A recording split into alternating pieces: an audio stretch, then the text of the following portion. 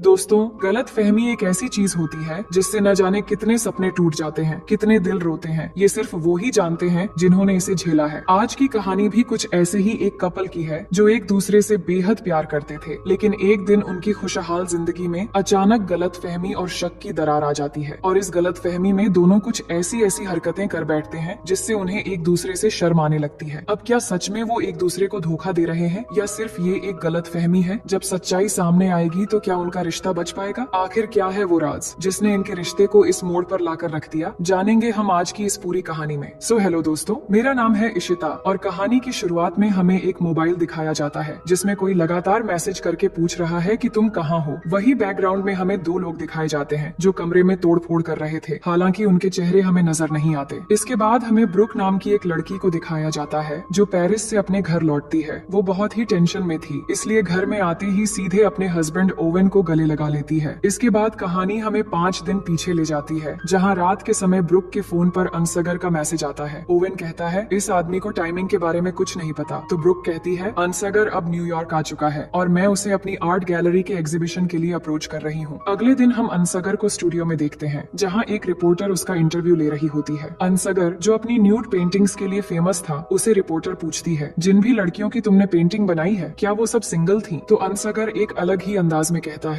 मुझे नहीं पता, लेकिन पेंटिंग बनाने से पहले मैं उनके साथ थोड़ा टाइम स्पेंड करता हूँ। अगर उनसे कोई कनेक्शन फील होता है तभी मैं उनकी पेंटिंग बनाता हूँ। इसी बीच ब्रुक और ओवेन भी वहाँ पहुँच जाते हैं, तो रिपोर्टर ब्रुक को साइड में ले जाकर कहती है लोग इसे एक छपरी आर्टिस्ट समझ सकते हैं। तो ब्रुक कहती है लोगों को कुछ भी पता नहीं चलेगा, पर मुझे उसमें टैलेंट दिखता है और मैं जानती हूँ वो बहुत आगे जाएगा। अनसगर ओवेन की ओर बढ़ते हुए कहता है ब्रुक बहुत अच्छी लड़की है, वो हमेशा मेरा साथ देती है। ये सुनकर ओवेन को थोड़ी जेलसी होती है। इसके बाद रात के समय ब्रुक और ओवेन अपने फ्रेंड्स एलेनोर और एडम के साथ डिनर के लिए आए हुए थे। एलेनोर एक डिवोर्स अटर्नी होती है और वो सभी डिनर करते हुए काफी बातचीत कर रहे थे। ओवेन भी एक न्यूज रिपोर्टर है और वो कहता है अगले हफ्ते मैं पेरिस जा रहा हूँ, अगर ब्रुक भी साथ जाएगी तो क्रिसमस का वेकेशन भी बन जाएगा, लेकिन ब्रुक को काम का ज्यादा प्रेशर है इसलिए शायद वो नहीं जा सकती। इसके बाद अनसगर को लेकर बात होने लगती है, तभी उसका कॉल भी आ जाता है। तो एलेनोर कहती है आजकल एक दूसरे से चीट की वजह से बहुत सारे डिवोर्स हो रहे हैं, लेकिन सिर्फ लड़के ही पकड़े जाते हैं। इस बात से ब्रुक और ओवेन को थोड़ा इनसिक्योर फील होता है, जिसके बाद ब्रुक अपनी काम से वहाँ से निकल जाती है। फिर रात को जब वो घर लौटती है तो देखती है कि ओवेन ने उसके लिए एक सरप्राइज रखा हुआ है। ब्रुक बहुत खुश होती है और उसे सॉरी कहती है कि काम में उलझने की वजह से देर हो गई। तो ओवेन प्यार से कहता है तुम्हारे गैलरी शो के बाद हम इस फ्राइडे को पेरिस जा रहे हैं और इस बार कोई बहाना नहीं चलेगा। लेकिन ब्रुक कहती है मेरे शो के बाद आर्ट सेलिंग भी शुरू हो जाएगी, तो शायद मैं नहीं जा पाऊंगी। ये सुनकर ओवेन थोड़ा डिसअपॉइंट हो जाता है, क्योंकि उसने तो पहले से ही टिकट्स बुक करवा रखी थी जिन पर ब्रुक ने ध्यान भी नहीं दिया था। इसके बाद जब ओवेन बाहर जाता है तभी उसके फोन में एक मैसेज आता है। ब्रुक मैसेज पढ़ती है जिसमें लिखा था रात में हम दोनों को मिलना है, वहाँ बहुत मजा आएगा, और साथ में मैसेज डिलीट करने के लिए भी कहा गया था। ये देखकर ब्रुक को थोड़ा शक होता है, तो ओवेन के वापस आने पर वो पूछती है कि सारा कौन है। ओवेन बिना हिचकिचाए कहता है कि वो मेरी शो की न्यूज प्रोड्यूसर है। अब अगले दिन ब्रुक थोड़ी टेंशन में होती है क्योंकि उसकी आर्ट गैलरी का शो शुरू होने वाला था, लेकिन पैसों की कमी से कुछ प्रॉब्लम्स आ रहे थे। तभी अनसगर ब्रुक के पास आता है और खुश होकर कहता है हमारी पेंटिंग्स में एक मिलियनियर को बहुत इंटरेस्ट है। ब्रुक इस मिलियनियर का नाम पहले भी सुन चुकी थी, इसलिए वो काफी एक्साइटेड हो जाती है। लेकिन अनसगर आगे कहता है कि वो न्यूयॉर्क नहीं आएगा, हमें उसके पास पेरिस जाना पड़ेगा। ब्रुक ये सुनकर कहती है कि शो के दौरान मैं इस तरह अचानक कैसे जा सकती हूँ। तो अनसगर समझाता है कि बिजनेस की बातों को तुम्हें ही हैंडल करना होगा, मैं तुम्हारे बिना वहाँ नहीं जाऊंगा, तो बिना देरी किए तैयारी शुरू कर लो। तो ब्रुक आखिरकार मान जाती है। फिर ब्रुक अपनी फ्रेंड एलेनोर को ये बात बताती है कि वो अनसगर के साथ पेरिस जाने वाली है। एलेनोर मजाक में कहती है अच्छा तुम अनसगर के साथ पेरिस जा रही हो, मुझे लगता है कि तुम्हारे हस्बैंड को ये बात बतानी पड़ेगी। फिर ब्रुक इस बात को लेकर ओवेन से बात करने जाती है, लेकिन वहाँ ओवेन के साथ उसकी शो की लड़कियों को देखकर उसे थोड़ी जलन होती है। फिर वो ओवेन से मिलकर समझाती है कि पेरिस जाना उसके लिए बहुत जरूरी है, क्योंकि ये उसकी जिंदगी की सबसे बड़ी बिजनेस डील हो सकती है। ओवेन ये सुनकर नाराज हो जाता है क्योंकि उसने फ्राइडे को पेरिस जाने की प्लानिंग की थी, लेकिन उससे पहले ही ब्रुक अनसगर के साथ जा रही है। फिर गुस्से में आकर ओवेन अपने कलीग्स से कहकर अपने शो को फिर से शुरू करने के लिए कहता है, जिसे उसने वीकेंड के लिए कैंसिल कर दिया था। अब रात में जब ब्रुक सो रही थी तभी अचानक उसकी नींद खुलती है और देखती है कि ओवेन आधी रात को कैब बुक करके कहीं जा रहा है। ब्रुक उसे मैसेज करती है लेकिन कोई रिप्लाई नहीं आता। फिर वो टैबलेट पर कैब की लोकेशन ट्रैक करती है और देखती है कि ओवेन विलियम स्ट्रीट के एक होटल में जा रहा है। फिर पूरा दिन गुजर जाने के बाद शाम को जब ओवेन घर लौटता है तो ब्रुक पूछती है कल रात कहाँ गए थे? तो ओवेन कहता है मुझे एक अर्जेंट स्टोरी कवर करने जाना पड़ गया था। फिर वो ब्रुक से माफी मांगता है और अपनी बीवी से थोड़ा प्यार करते हुए कहता है, कल पेरिस वाली बात पर मैं कुछ ज्यादा रिएक्ट कर गया था, पर अब मुझे एहसास हो गया कि तुम्हें तो जाना ही पड़ेगा। इस दौरान वो नोटिस करता है कि ब्रुक ने अपने पेरिस ट्रिप के लिए काफी शॉर्ट और स्टाइलिश ड्रेसेस पैक की है। तो ब्रुक कहती है, मुझे वहाँ डिनर के लिए भी जाना पड़ सकता है, इसलिए अच्छे कपड़े रख रही हूँ और तुम टेंशन मत लो, मैं वहाँ खुद का ध्यान रख लूंगी। अब ब्रुक के पेरिस जाने के बाद ओवेन को हम उसके दोस्त एडम के साथ एक बार में देखते हैं। वहाँ दोनों ड्रिंक ले रहे होते हैं, लेकिन ओवेन थोड़ा ज्यादा पीने लगता है। तभी वहाँ बैठी एक लड़की जिसका नाम एमी था ओवेन से बातें करने लगती है। वो कहती है कि मैं जर्नलिज्म कोर्स कर रही हूँ जो बहुत ही जल्द कंप्लीट होने वाला है और एक असाइनमेंट के रिसर्च के दौरान मुझे तुम्हारे बारे में काफी कुछ पता चला। मैं तुम्हारी बहुत बड़ी फैन हूँ। दूसरी तरफ पेरिस में ब्रुक और अनसगर उस बिजनेसमैन के साथ मीटिंग कर रहे थे। इसी बीच अनसगर ब्रुक के साथ फ्लर्ट करने की कोशिश करता है, पर ब्रुक उसे ज्यादा भाव नहीं देती। अब फाइनली उनकी मीटिंग काफी सक्सेसफुल रहती है और उन्हें कई पेंटिंग्स के ऑर्डर भी मिलते हैं, जिससे दोनों बहुत खुश हो जाते हैं। अनसगर ब्रुक से कहता है कि तुमने मेरे टैलेंट को पहचाना और आज मैं जो कुछ भी हूँ तुम्हारी वजह से हूँ। फिर वो एक खूबसूरत व्यू की तरफ इशारा करके कहता है, इस खूबसूरती को देखो और इस मोमेंट को मेरे साथ एंजॉय करो। हालांकि उसे देखने से लग रहा था कि उसके इरादे बिल्कुल भी अच्छे नहीं थे, लेकिन ब्रुक कहती है, मुझे वापस जाना होगा। उधर न्यूयॉर्क में ओवेन और एमी काफी देर तक बातचीत करते हैं। फिर जब ओवेन घर जाने के लिए निकलने वाला होता है तो एमी उसे ऑटोग्राफ देने के लिए कहती है। साथ ही वो एक झूठ बोलती है कि मेरी एक फ्रेंड 2 मिनट में आने वाली है जो तुम्हारी बहुत बड़ी फैन है, अगर तुम उससे मिलकर जाते तो वो बहुत खुश होती। लेकिन एडम को जल्दी जाना था, इसीलिए वो ओवेन से कहता है कि हमें देर हो रही है। लेकिन ओवेन एमी की बातों में आकर रुकने का फैसला करता है और एडम वहाँ से चला जाता है। इसके बाद एमी जानबूझकर ओवेन के साथ इंटरेस्टिंग बातें करने लगती है और उसे अपनी बातों से रिझाने की कोशिश करती है और ओवेन भी उसे काफी अटेंशन देने लगता है। इसी बीच एमी के फोन पर एक मैसेज आता है जिसे वो इग्नोर कर देती है, लेकिन उस मैसेज में कुछ ऐसा छुपा था जो आगे चलकर एक बड़ा राज खोलेगा। इसी बीच एमी वॉशरूम के लिए जाती है। फिर हम दोनों को ओवेन के घर में देखते हैं जहाँ दोनों इंटीमेट हो रहे थे और ये वही सीन होता है जो कहानी की शुरुआत में हमें दिखाया गया था, जहाँ 2 लोग कमरे में तोड़फोड़ कर रहे थे। इसी बीच ओवेन को ब्रुक के बहुत सारे मैसेज आ रहे थे, पर वो कुछ भी रिप्लाई नहीं कर रहा था। अब उनका एक राउंड खत्म होने के बाद ओवेन एमी से कहता है कि शायद तुम्हें पता नहीं, मेरी एक वाइफ है जिसे मैं बहुत ही प्यार करता हूँ और मैंने आज तक उससे चीट नहीं किया था। अगर पता चला तो उसे बहुत दुख होगा, इसलिए बेहतर होगा कि हम कभी भी दोबारा ना मिले। इस पर एमी उसे ब्लैकमेल करने लगती है कि ठीक है ऐसा ही होगा, पर तुम्हें मेरा एक काम करना पड़ेगा। मेरे जर्नलिज्म कोर्स के खत्म होने के बाद तुम्हें किसी भी तरह मुझे एक जॉब दिलवानी होगी। ये सुनकर ओवेन को एमी की चाल समझ में आ जाती है, लेकिन उसकी शर्त उसे मानना पड़ता है। इसके अगले दिन ब्रुक पेरिस से वापस लौटती है और घर आते ही ओवेन को गले लगा लेती है और यही वो मोमेंट था जिसे हमने कहानी की शुरुआत में देखा था। फिर दूसरे दिन गैलरी में अनसगर एक नई पेंटिंग तैयार करके लाता है, लेकिन इसे देखकर ब्रुक कहती है कि हम इसे एग्जीबिशन में प्रेजेंट नहीं कर सकते। क्या तुम्हें नहीं लगता कि ये मेरी तरह दिख रही है? अनसगर मुस्कुराते हुए कहता है कि नहीं, ऐसा कुछ नहीं है, हमें इसे शो में प्रेजेंट करना ही होगा क्योंकि हमारे पास टाइम कम है। अब शाम को शो शुरू होता है और बहुत सारे लोग वहाँ आते हैं। ओवेन भी गैलरी में पहुंचकर उस पेंटिंग को ध्यान से देखता है और समझ जाता है कि ये ब्रुक की ही पेंटिंग है। साथ ही उसे ये देखकर भी अच्छा नहीं लगता कि अनसगर ब्रुक के साथ जरूरत से ज्यादा क्लोज होकर तस्वीरें खिंचवा रहा है। वो जगह जगह ब्रुक को टच कर रहा था, जिसे देखकर उसे बहुत ही गुस्सा आता है, लेकिन वो कुछ नहीं कहता। ओवेन के दोस्त भी देखते हैं और समझ जाते हैं कि पेंटिंग ब्रुक की है, लेकिन वहीं शो की कामयाबी को देखते हुए ब्रुक और अनसगर बहुत खुश हो रहे थे। तभी एमी भी शो में पहुंच जाती है और उसे देखकर ओवेन घबरा जाता है और एडम से कहता है, कल सारी रात मैं तुम्हारे साथ था और हम बस ड्रिंक्स ले रहे थे, अगर कोई पूछे तो यही कहानी बताना। तो एडम पूछता है, आखिर हुआ क्या है? ओवेन कहता है, मैंने रात को बहुत बड़ी गलती कर दी थी। उसी वक्त ब्रुक भी वहाँ आ जाती है और वो नोटिस करती है कि एमी बार बार ओवेन को ही देख रही है। वो ओवेन से पूछती है, क्या तुम उस लड़की को जानते हो? तो वो जवाब देता है कि नहीं, मैं इसे नहीं जानता। तभी अनसगर एमी को ले आकर ब्रुक से मिलवाता है और कहता है, एमी को हमारी पेंटिंग्स बहुत पसंद आई हैं। ब्रुक एमी से कहती है, ये मेरे हस्बैंड ओवेन है। एमी मुस्कुराकर कहती है, मैं इन्हें जानती हूँ, कल ही मैंने इनका ऑटोग्राफ लिया था। तो ओवेन बात संभालते हुए कहता है, मैं बहुत सारे लोगों से मिलता रहता हूँ, इसलिए मैं थोड़ा कंफ्यूज हूँ, हो सकता है कि हम मिले हैं। अब शो खत्म होने वाला होता है तो सभी लोग अपने अपने घर जाने लगते हैं और ओवेन भी ब्रुक से टायर्ड का बहाना बनाकर वहाँ से निकल जाता है। इसके बाद एमी भी निकलने वाली होती है, लेकिन अनसगर तो उसके पीछे ही पड़ गया था। फिर हम देखते हैं कि अनसगर अपनी बाइक से एमी को ड्रॉप करने जाता है, लेकिन एमी डायरेक्टली ओवेन के घर जाती है जहाँ ओवेन अकेला था। ओवेन कहता है कि हम दोनों फिर से नहीं मिल सकते, पर एमी कहती है, तुम्हें कुछ भी आइडिया नहीं है, लेकिन तुम्हारी वाइफ के साथ मैं पहले मिल चुकी हूँ। इसके बाद हमें और एक फ्लैशबैक दिखाया जाता है जब सारे दोस्त मिलकर डिनर के लिए गए हुए थे। तो ब्रुक अपने काम के लिए निकलने से पहले अपनी लॉयर दोस्त एलेनोर से अकेले में बात करती है। वो बताती है कि मुझे लग रहा है शायद ओवेन मुझे चीट कर रहा है। तो एलेनोर कहती है टेंशन मत लो, और अगर ज्यादा डाउट है तो सिर्फ उस पर थोड़ा ध्यान रखो। फिर अगले दिन दोनों मिलकर फिर से इसी टॉपिक पर बात करने लगते हैं, पर एलेनोर उसे समझाने की कोशिश करती है कि तुम बेवजह उस पर शक कर रही हो, वो ऐसा नहीं कर सकता। पर ब्रुक नहीं मानती और उसे लगता है कुछ न कुछ तो गड़बड़ है। एलेनोर कहती है कि बहुत सारे डिवोर्स के केस में जब भी हमें प्रूफ करना होता है कि हस्बैंड चीट कर रहा है तो हम ऑफिशियली एक लड़की को उसके पास भेजते हैं। अगर हमारी लड़की के साथ वो फ्लर्ट करने की कोशिश करता है या फिर कुछ गलत होता है तो ये सब हम रिकॉर्ड कर लेते हैं। फिर वो ब्रुक को ऐसी ही एक एजेंसी का नंबर देती है, लेकिन ये भी कहती है कि तुम्हें ओवेन पर ट्रस्ट करना चाहिए और तुम्हें शायद इस नंबर की जरूरत नहीं पड़ेगी। फिर एक रात जब ओवेन अचानक बाहर चला गया था तो ब्रुक इसी टेंशन में सो नहीं पाती कि वो बिना बताए कहाँ गया होगा, और फिर टैबलेट में लोकेशन चेक करके देखती है जहाँ ओवेन जा रहा है वहाँ वन नाइट स्टैंड के लिए काफी अच्छा होटल है। ब्रुक को समझ नहीं आ रहा था कि ओवेन वहाँ किस लिए गया होगा, वो शायद उसे चीट कर रहा है। तो वो ओवेन को टेस्ट करने का फैसला कर लेती है और उस एजेंसी में कॉल कर देती है। फिर अगले दिन वो एक लड़की से मिलती है और ये लड़की एमी ही थी। एमी को ही उसने ओवेन को टेस्ट करने का काम दिया था। ब्रुक कहती है तुम जरा अलग लग रही हो, क्या तुम ओवेन के साथ उस तरह का डील कर पाओगी? एमी कहती है मैं ऑफिशियली काम करती हूँ इसलिए तुम मुझ पर पूरा ट्रस्ट कर सकती हो और मेरे साथ ये सब कुछ रिकॉर्ड करने के लिए एक आदमी भी रहेगा, पर अगर तुम्हें कभी भी लगे कि हमें ये सब कैंसिल कर देना चाहिए तो तुम मुझे सिर्फ एक मैसेज कर देना और मैं वहाँ से चली जाऊंगी। इसके बाद ब्रुक जब पेरिस में थी तो बिजनेस मीटिंग के बाद अनसगर जब उसके करीब होने की कोशिश कर रहा था और उसी वक्त ब्रुक ने एमी को मैसेज करके डील कैंसिल करने के लिए कह दिया था, पर एमी ने तो मैसेज इग्नोर कर दिया था और उसने ओवेन से मिलने के बाद रियलाइज किया था कि अगर वो थोड़ा दिमाग लगाएगी तो उसे एक जॉब अपॉर्चुनिटी मिल सकती है और इसके लिए वो किसी भी हद तक जाने के लिए तैयार थी। इसके बाद एमी ने रिकॉर्ड करने वाले उस आदमी को भी वापस भेज दिया और फिर एमी ने जो चाल चला था ये तो हमें पता चल चुका है। वहीं पेरिस में अनसगर और ब्रुक जब बात कर रहे थे तो अनसगर पूछता है तुमने मुझे ही क्यों अप्रोच किया? तो ब्रुक कहती है तुम मुझे बहुत ज्यादा टैलेंटेड लगे इसलिए। अनसगर असल में ब्रुक के करीब होने की कोशिश में था, पर इसी दौरान ब्रुक देखती है कि उसने एमी को कैंसिल करने का जो मैसेज किया था उस पर एमी कुछ भी रिप्लाई नहीं दे रही है। इस बात से वो काफी परेशानी में आ जाती है। फिर वो ओवेन को भी कॉल लगाती है पर वो भी रिसीव नहीं करता, जिससे वो बहुत ही ज्यादा टेंशन में आ जाती है। फिर कुछ घंटे बाद जब ओवेन से बात होती है तो वो पूछती है तुम कहाँ पर हो? तो ओवेन कहता है मैं एडम के साथ बार में गया था पर अभी घर आ गया हूँ। उस समय एमी भी ओवेन के साथ घर में थी, पर ओवेन ब्रुक को कुछ भी समझने नहीं देता। इसके बाद जब ब्रुक वापस आने के लिए निकल रही थी तो अनसगर कहता है कि हम दोनों के बीच अगर कुछ भी फीलिंग्स हैं तो इसे हमें एक्सप्लोर करना चाहिए, पर ये सुनने के बाद भी ब्रुक वहाँ से चली आती है। फिर अगले दिन जब न्यूयॉर्क में ब्रुक अपनी गैलरी में थी तो एमी उससे मिलने आती है और उसे झूठ बोलती है कि मैं तुम्हारे हस्बैंड से मिली थी, लेकिन उससे पहले ही मेरा फोन डेड हो गया था और ना ही मैं कुछ रिकॉर्ड कर पाई क्योंकि रिकॉर्ड करने वाला आदमी किसी वजह से नहीं आ पाया था। पर मैंने तुम्हारे हस्बैंड के साथ काफी देर बातचीत की और उसे अट्रैक्ट करने की भी कोशिश की, लेकिन वो बहुत ही अच्छा इंसान है। मैंने इतनी कोशिश की पर उसने मुझे ज्यादा अटेंशन नहीं दिया, यानी कि वो टेस्ट पास हो चुका है। लेकिन ब्रुक को ये बात अजीब लगती है और उसे अभी भी शक था। वो एमी से कहती है मुझे तो ये भी नहीं पता कि तुम वहाँ गई थी या नहीं। इस पर एमी उसे ओवेन का ऑटोग्राफ दिखाती है। ऑटोग्राफ देखने के बाद उसके काम के लिए ब्रुक उसे एक चेक दे देती है और उसे शाम को अपने एग्जीबिशन में इनवाइट भी करती है। लेकिन फिर शाम के एग्जीबिशन में ओवेन मना कर देता है कि वो एमी से नहीं मिला। इससे ब्रुक समझ जाती है कि ओवेन झूठ बोलकर कुछ छुपा रहा है। इसके बाद अनसगर जब एमी को घर ड्रॉप करने के लिए अपनी बाइक लेने जाता है तभी मौका पाकर ओवेन एमी से बात करने लगता है कि तुम यहाँ क्या कर रही हो? एमी कहती है कि क्या चल रहा है तुम्हें कुछ भी पता नहीं है। तभी वहाँ अनसगर आता है और ओवेन से पूछने लगता है कि तुम उससे क्या बात कर रहे हो। ओवेन पहले से ही गुस्से में था, इसलिए उन दोनों के बीच लड़ाई शुरू हो जाती है और दोनों एक दूसरे को मारने लगते हैं। इतने में ब्रुक वहाँ आ जाती है और दोनों को रोक लेती है। इसके बाद अनसगर एमी को लेकर उसके घर छोड़ने निकल जाता है और ब्रुक ओवेन को शांत करने के बाद एमी से लिया हुआ ऑटोग्राफ उसे दिखाती है और पूछती है क्या तुम दोनों मिले थे? तो ओवेन कहता है कि हाँ, शायद मैं जब बार में ड्रिंक कर रहा था तभी इसने मेरा ऑटोग्राफ लिया था, लेकिन इसमें गलत क्या है? लोग मेरे साथ फोटोज भी खींचते हैं, तो इससे क्या हुआ? फिर ब्रुक पूछती है क्या उसने तुम्हारे साथ कोई फोटो क्लिक की थी? तो ओवेन कहता है कि हाँ, फोटोज तो क्लिक किए थे। ये सुनकर ब्रुक को विश्वास हो जाता है कि झूठ तो एमी बोल रही थी। वो फिर कहती है उस रात जो कुछ भी हुआ है मुझे सब सच सच बताओ। तो ओवेन कहता है कि हाँ, मुझसे एक बहुत बड़ी गलती हो गई है। ये सुनते ही ब्रुक गुस्से में कार से उतरकर जाने लगती है तो ओवेन पीछे जाकर उसे मनाने की कोशिश करता है, लेकिन ब्रुक बहुत गुस्से में थी और पूछती है क्या तुम दोनों ने एक रात साथ गुजारी थी? ओवेन कहता है कि हाँ, ये गलती मुझसे हो गई थी। ये सुनकर ब्रुक और भी ज्यादा गुस्सा करती है और कहती है इसीलिए तुम रात को कभी भी उठकर बिना बताए चले जाते थे। मुझे अभी तुम्हारा फोन चेक करना है, फोन दो। ओवेन अपना फोन नहीं देता तो ब्रुक खुद उससे लेकर वहाँ से चली जाती जाती है। इसके बाद ओवेन सीधा अपने घर आता है और कुछ देर बाद एमी भी वहाँ आ पहुँचती है। अब कहानी प्रेजेंट में आती है और एमी बताती है कि कुछ दिन पहले ब्रुक ने ही मुझे हायर किया था ताकि मेरे जरिए वो चेक कर सके कि कहीं तुम उससे चीट तो नहीं कर रहे हो। हालांकि मैं भी ऑफिशियली ये काम करने आई थी, लेकिन तुमसे मिलने के बाद मैंने रियलाइज किया कि तुम्हारे जरिए मुझे एक जॉब अपॉर्चुनिटी मिल सकती है। दूसरी तरफ ओवेन से झगड़ा करने के बाद ब्रुक सीधा अपने दोस्त एलेनोर के घर आ गई थी। वहाँ पर वो जब ओवेन का फोन चेक करने लगती है तभी वहाँ उसे एक न्यूज के बारे में पता चलता है। ये न्यूज एक पॉलिटिशियन का था जिसने अपनी वाइफ को चीट किया था और वो जब एड्रेस और उसी दिन का डेट देखती है तो उसे रियलाइज होता है कि ओवेन भी उस रात इसी एड्रेस पे गया था। मतलब ओवेन सब कुछ सच कह रहा था और उस दिन वो एक न्यूज को कवर करने ही गया था। अब ब्रुक को एहसास होता है और उसे बहुत ही ज्यादा बुरा लगने लगता है क्योंकि उसने ओवेन पे बेवजह शक किया और उसका टेस्ट भी लिया। इसके बाद वो सीधा घर पहुंचती है जहां एमी और ओवेन अभी भी बात कर रहे थे, लेकिन अब एमी को वहां देखकर ब्रुक बहुत गुस्सा हो जाती है। पर ओवेन उससे कहता है कि ये सब कुछ तुम्हारा किया हुआ है, तुमने ही मुझे फंसाया है और मैंने जो भी किया वो सिर्फ तुम्हारे प्लानिंग का रिएक्शन था, तो इसमें मेरी कोई गलती नहीं है। फिर ब्रुक उससे माफी मांगती है कि मुझे ऐसा नहीं करना चाहिए था, मैंने बेवजह शक करके अपनी ही घर को तोड़ने की कोशिश की। हालांकि अब दोनों एमी पर गुस्सा करते हैं कि तुमने इन सब का फायदा उठाकर ब्लैकमेल करने की कोशिश की, तो एमी वो चेक वापस लौटाकर वहाँ से निकल जाती है। इसके बाद ओवेन ब्रुक से पूछता है कि पेरिस में उस रात क्या हुआ था जब तुम अनसगर के साथ थी, क्योंकि अगली सुबह घर आने के बाद तुम बहुत परेशान थी। तो ब्रुक बताने लगती है और हमें भी दिखाया जाता है कि जब ब्रुक एमी और ओवेन से बार बार कांटेक्ट करने की कोशिश कर रही थी तो कोई कांटेक्ट नहीं हो रहा था, जिससे वो बहुत ही ज्यादा परेशान होकर रोने लग गई थी। तो अनसगर वहाँ आकर उसे दिलासा देता है और थोड़ा रिलैक्स करने के लिए उसे रूम में आने के लिए कहता है। अब रूम में आने के बाद उसे बाहर दिखाने लगता है और कहता है कि देखो 2 साल पहले मैं ऐसे ही स्ट्रीट पर पेंटिंग किया करता था, लेकिन तुमने मेरी टैलेंट पहचानी और मुझे खुद को साबित करने का एक बहुत बड़ा मौका दिया। अब हम दोनों इस मोमेंट में हैं, हमें इस मोमेंट को ऐसे ही नहीं जाने देना चाहिए। यहाँ पर अनसगर उसके साथ इंटीमेट होने की बहुत कोशिश करता है और ब्रुक भी इस मोमेंट को एक्सेप्ट करने लगती है। अनसगर भी धीरे धीरे उसके करीब होने लगता है और उसे किस करने लगता है, लेकिन अचानक इसी मोमेंट पर ब्रुक रुक जाती है और ओवेन को आगे नहीं बताती। तो ओवेन पूछता है कि आगे क्या हुआ मुझे बताओ, पर ब्रुक कहती है तुमने मुझे चीट किया है तो ये सवाल तुम नहीं पूछ सकते और तुम्हारे इस सवाल का जवाब मैं कभी भी नहीं दूंगी। इसके बाद ओवेन अपना बैग रेडी करता है और यहाँ से जाने लगता है। तभी ब्रुक उससे पूछती है कि क्या तुम क्रिसमस के लिए वापस आओगे? तो ओवेन अपनी पॉकेट से टिकट निकालता है और कहता है मैंने बहुत पहले ही पेरिस के लिए टिकट बुक कर दिया था, क्या तुम मेरे साथ क्रिसमस के लिए चलोगी? तो ब्रुक इसके लिए हाँ कह देती है और इस तरह दोनों एक दूसरे को माफ कर देते हैं और इसी प्यारी मोमेंट पर ये कहानी यहीं पर खत्म हो जाती है। तो दोस्तों इस कहानी का एंडिंग बहुत सारे कंफ्यूजन के साथ ऐसे ही खुला छोड़ा गया है। हो सकता है आने वाले दिनों में इसका पार्ट 2 आ जाए। उम्मीद करती हूँ कि ये कहानी आपको बेहद पसंद आई होगी।